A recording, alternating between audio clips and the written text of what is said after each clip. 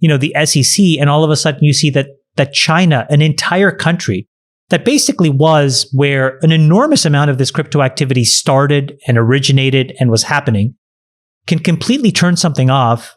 What is our position as a government and as a society? We don't know. Well, let me just fill everybody in for a second who don't know what happens. On the taping today, September 24th, Chinese government has announced that doing any transactions in cryptocurrency is now illegal. Holding it, apparently you can still hold it, and this comes after Bitcoin servers being kicked out of the country. So yes, they've pushed the button. Go ahead, Balaji. To Friedberg, I would say BitTorrent is what kept the record industry honest, and that kind of forced them to the table of iTunes. So to Chamath's point also, I wouldn't call it more evil, I'd call it more good.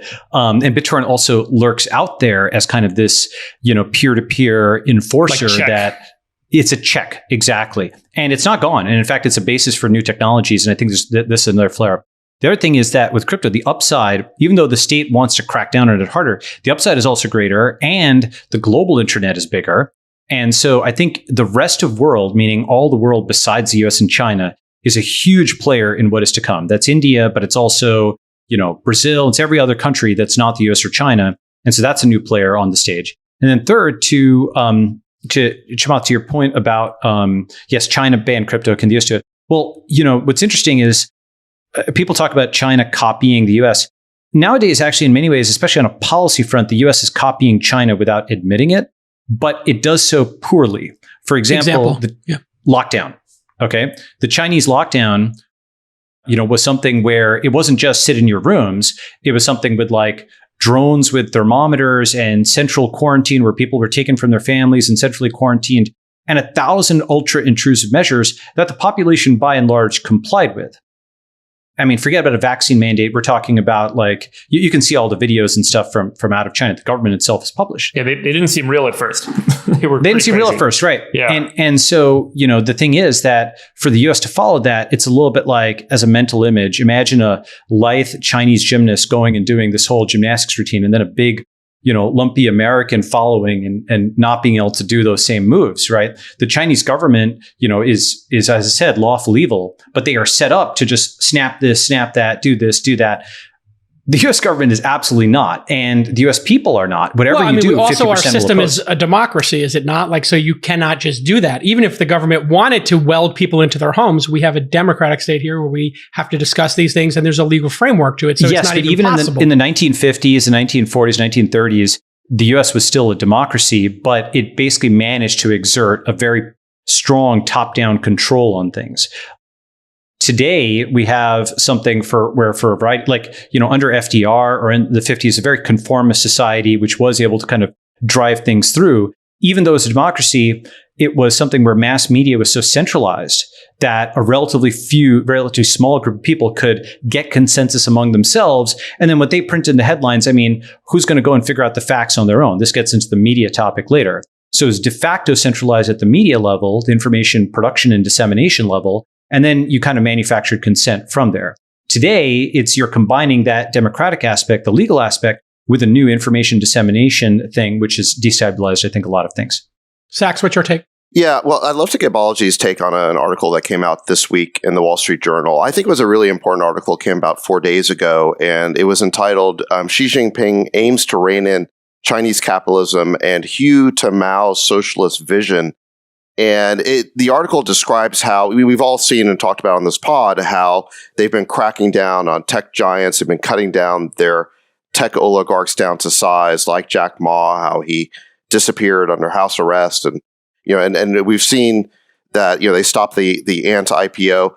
But this article went beyond those steps and really talked about Xi's ideological vision. And what it basically says is that what's going on here isn't just the CCP consolidating power.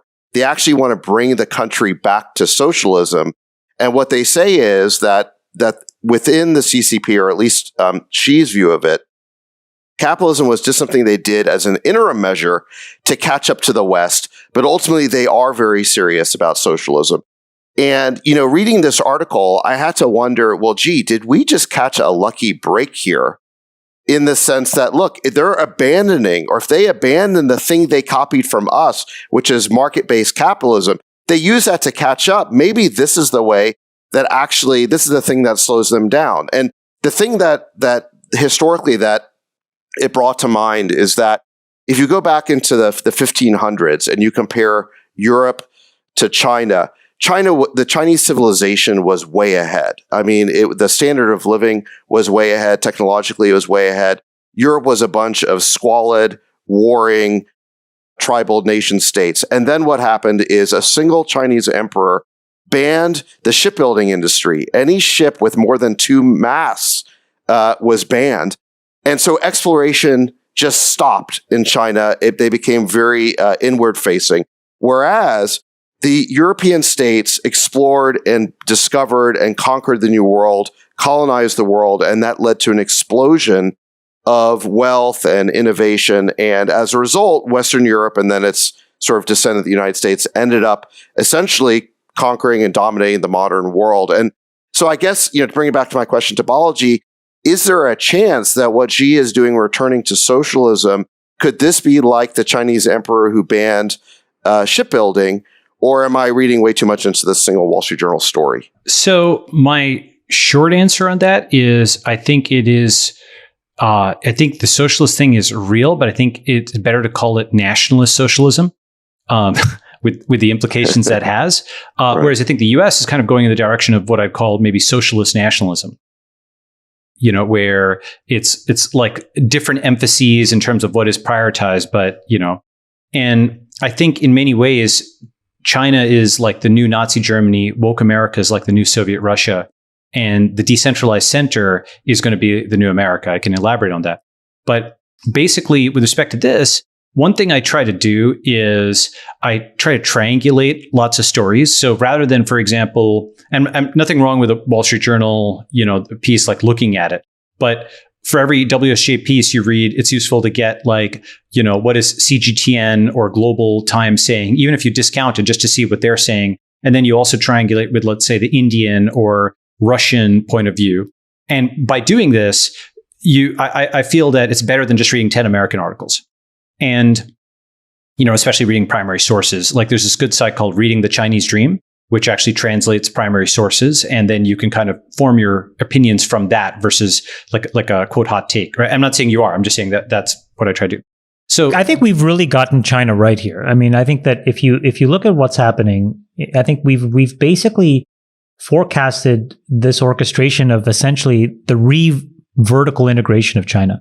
We have China Inc., where the CEO is Xi Jinping, and where there is it's almost like they've changed the game, where what they are playing essentially is like Settlers of Catan or something, where the goal is just to hoard resources. And I think that they have enough critical resources for the world. And the clever part of what they did was the last 20 or 30 years, they leveraged the world to essentially finance their ability to then have a stranglehold on these critical resources, whether it's chips or whether it's rare earths or other materials. They leveled up. And I think that was the genius. Yeah, well, they leveled up. They leveled up on our capital. Yes. And now that all that infrastructure is there, and now that we are addicted to the drug, they can then change the rules of the game. They leveled and up with our operating system. It was a brilliant move, but they allowed entrepreneurs to believe that they could be entrepreneurs. They allowed an entire society to basically level up economically. Why did nobody see this coming, Chamath? Nobody saw this coming. People were starting venture firms. Look what they were doing. People were taking companies public. They did Belt and Road while we did nation building in Iraq and Afghanistan, right? I mean, what is Belt and Road? Belt and Road is they're creating ports and superhighways to extract the resources that Chamath is talking about and bringing them into the Chinese system. And what did we spend our trillions on nation building in Afghanistan? Yeah, but why didn't we see this coming? Everybody was looking at China, starting venture firms there, embracing it, taking companies public. Wall Street, politicians, nobody saw this coming. We saw it. The rising tiger story has been around since the late 90s, right? I'm talking about why didn't we see them cutting the heads off their the answer. Entrepreneurship? Because it was not about white people. China was in Sri Lanka. China was in Africa. These are not sexy, interesting places to Argentina, white Western Brazil. audiences. You guys couldn't give a fuck. Let's just be honest, okay? And so that's why it didn't matter, because we all thought that these are countries that are sort of, squalid, third world, developing nation states that don't really matter. They don't necessarily have the resources that matter. But what did China do? They realized that those folks are the future GDP. Those folks are the future population pools, the young that can actually do the hard work. And then they went and they secured again. So not only did they resources. Now, so that's one thing. Hold on. So that's one thing. I think we entirely missed it because, as David said, the military industrial complex doesn't look at,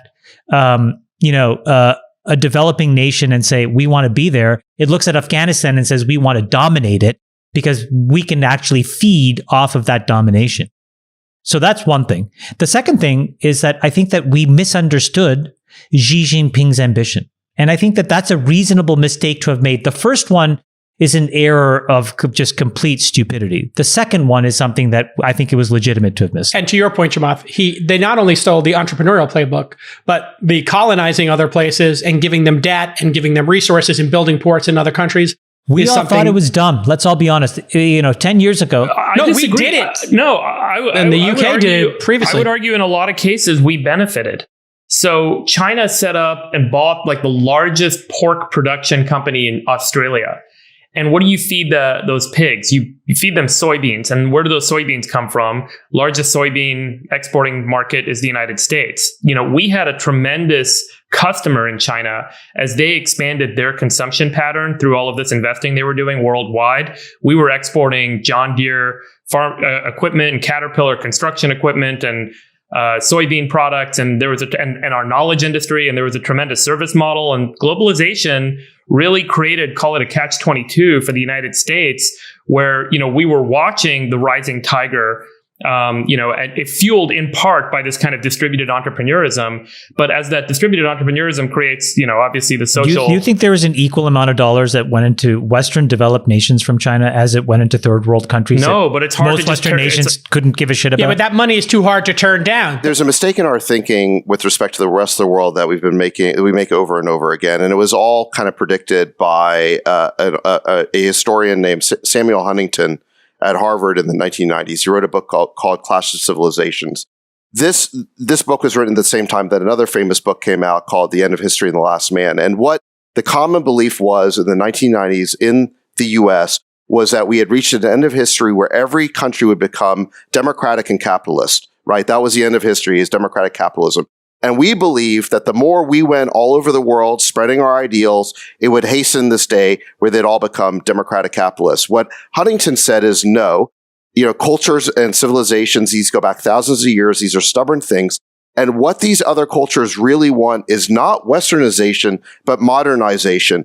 And what they're going to do is they're going to modernize. They're going to learn from us as much as they can about technology. They're going to assimilate and adapt and take all of our technology, but they are not going to become like us. They're not going to westernize. And that is basically what's happened over the last 25 years. And so the Chinese have caught up to us, and suddenly we realize, whoa, wait a second. They have not westernized. They are still their own unique civilization. Correct. They have basically the equivalent of a modern day emperor. And they have no interest in westernizing. And we're like, what have we done? Because now we've allowed them to catch up from a technological standpoint. Balaji, why did everybody in the West get this so wrong?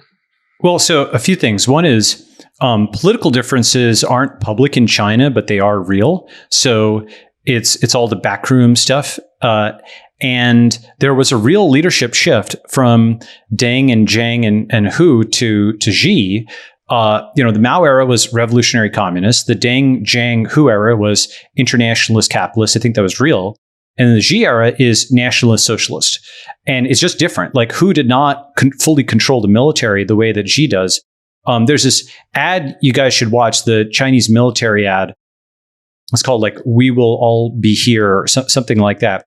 And the thing about it, it's not just that it's like extremely well-coordinated military parade and set to be intimidating and so on. It's that the whole thing clearly just folds up to one guy, Xi. It's not him riding in a car with the rest of the Communist Party flanking him as an oligarchy. It's just like one guy, this 2 million person army folds up to him.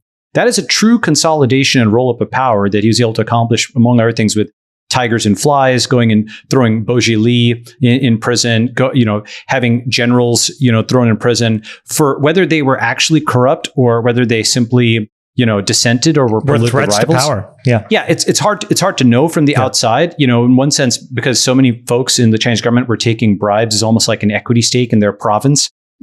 Like coming up, they're like, hey, hey, grew, so give me a cut. A lot of people were vulnerable. So he just so it's not something, people will say, oh, the Chinese plan for 100 years.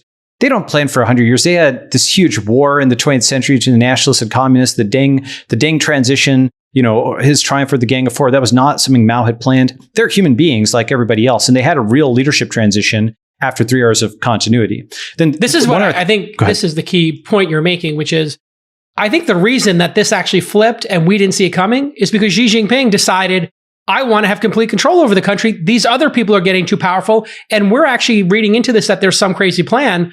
It just could be a crazy man, not a crazy plan. I really disagree with you.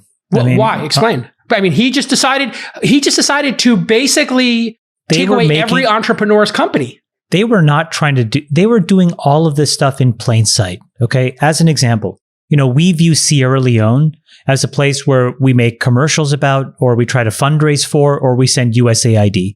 They view Sierra Leone as a place where there's critical resources that are dependent on that the future of the world depends on. And so they will go, they will modernize, they will invest, and they will then own those critical resources. We view Chile as a random country in South America that abuts, Peru and Argentina. They view Chile as a place where there is the largest sources of lithium that we need for battery production in the future. They were doing this for decades right in front of us. And the reason capitalism off. Hold on a second. The reason we didn't pay attention is because none of those countries mean anything to us. Okay, so I agree with Chamath. And the thing is, though, I'd argue that the blindness actually comes from both ends of the political spectrum. Like on the conservative end, these are shithole countries. Basically, you can bleep that if you want, but Trump said it. Yeah. It's something where, for example, COVID was only taken seriously once it was hitting Italy and France. Like China was still considered like a third world country. But it actually also comes from the liberal side in a different, like it's slightly masked, but it's a condescension of not the military industrial complex, but the nonprofit NGO, complex, like, the white savior with the NGOs, coming in and, pat them on the head kind of thing. They're not a big deal. And the thing about this is like the one thing I think is a huge thing for our diplomatic corps today is making any generalization about another culture which says that they're not completely good or that they have some aspect to them that doesn't match exactly to the US, you can be called a racist for doing that. And so this is look at the criticism of Islam. If you criticize Saudi Arabia for throwing gay people off of buildings, you're not respecting their religion. Can I just say that Balaji just gave the most precise delineation that I've had? So let me just repackage what you said because it resonated with me. Western philosophy tends to view countries in 3 buckets. Bucket number 1 are countries like us, right? Those are the other Western countries, the G8 countries. They feel like we're aligned. And then what happens is you get this weird thing where then you move into like countries where you basically either deal with it with wokeism, right? Oh, let me go pat them on the head. Let me go try to save them because it makes me feel better. Or you deal with them as neocons where it's just like, let me go dominate them and take them to war. And literally, you can take all 180 odd countries in the world and effectively sort them into those 3 things. And that, I think, is the problem with the America's view of what we're doing. And so what David said is really true, which is that while we were doing this, we had neocon war, wokeism, or, you're our buddy because you're like us. The entire world reordered itself with completely different incentives, and they did it right in front of us. And now we wake up to realize, oh my gosh, that was an enormous miscalculation that we just did. Yeah. So, if you look at kind of the history of the West's interaction with the rest of the world, and let's talk about colonialism, and whether you're talking about colonialism over the last few hundred years, or even you talk about a microcosm like Afghanistan over the last 20 years, I would argue that there's 3 phases to the West's interaction with these other cultures. Phase 1 is sort of domination, right? Like Chamath was saying. Phase 2 is assimilation, where the culture that's been dominated realizes that they're behind and they want to catch up. And so there's a process of Americanization, Romanization. And what they're doing is they are learning from us and taking our technology, and it lulls us into a false sense of security that we think they're becoming Americanized or becoming it's Westernized. Alignment, right? It's not alignment. It's just they're trying to catch up. Then the third phase is reassertion, where the dominated country, culture, what have you, reasserts its traditional culture and its traditional views because they've modernized, but without truly becoming Americanized or Westernized.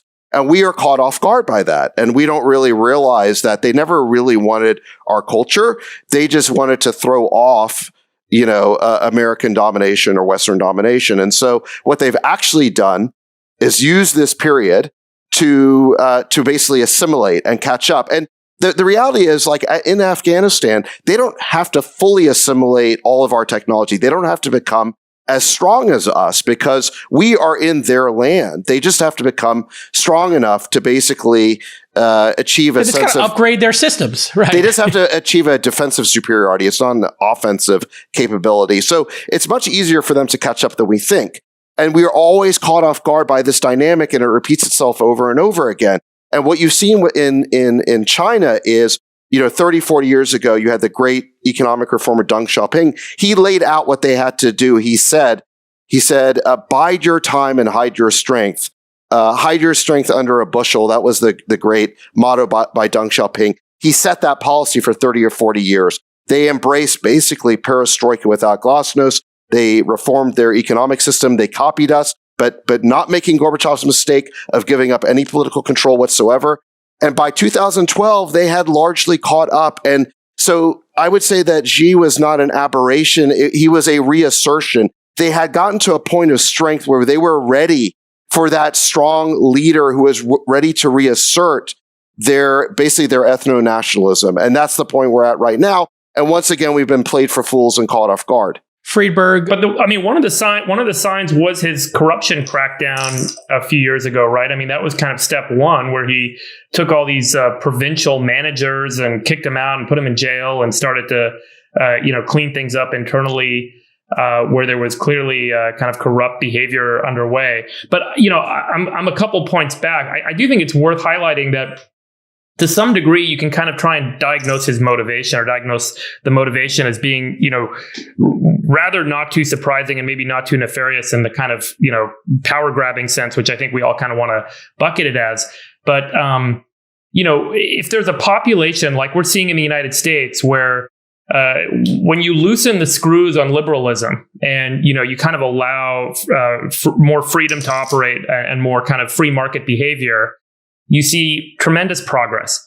And as I think we've talked about in the past, tremendous progress always yields, a distribution of outcomes amongst the population, but everyone moves forward. Some people just move forward 10 times faster and farther, and it causes populist unrest, right? And we've seen it in the United States. I mean, if AOC, Elizabeth Warren, and Bernie Sanders were elected to kind of be the triumvirate that ran the United States today, they would probably say, let's end all, this capitalism that's creating all this wealth in the United States, and progress generally would slow down. And I think that there's been inklings of that. Clearly, there's data to support the inklings of this in China.